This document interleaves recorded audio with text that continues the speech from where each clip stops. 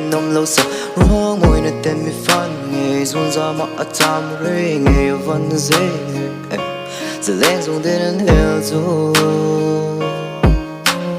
vợ sắm tôi nuôi mới mùa chiều nên nông lâu sợ rong môi nơi tên mi phan nghề run ra mà ở tam rê nghề vẫn dễ giờ lên dùng tên heo rồi bao dung gì mỗi bên rồi đó là tôi chú cái ta là rút nó chú cái sợi việt theo nó có thể phiền nhất Oscar mỗi giờ nên bùi tán giờ cái thằng tuôn riêng cái ta nhia chuyện đến đây cái sợi đông cái tụ nó thì xua tụ nên mắc ngay rồi về này yang đâu tôi cái tụ tốt hey đâu hey tới riêng cái tụ xia bộ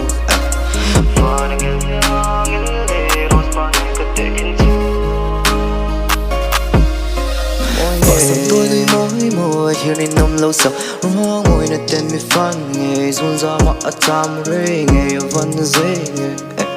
giờ lên dùng tên heo rồi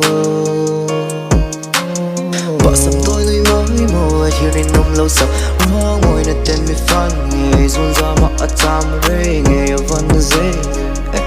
giờ lên dùng tên heo rồi khi dù có phẩm mây đô là ngồi ở đây ra một trận dài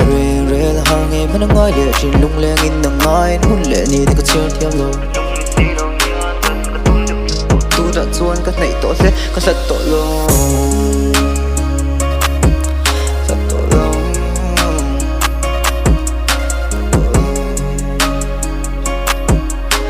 có thật tội luôn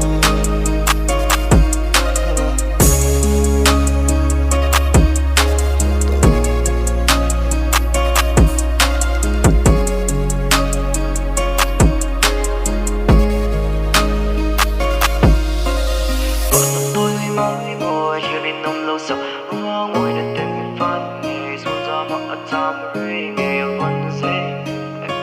giờ lên dùng tên heo rồi anh đi ngày chu đi cái trong tuần nu anh đi ngày chu đi cái trong tuần nu anh đi ngày chu đi cái trong tuần nu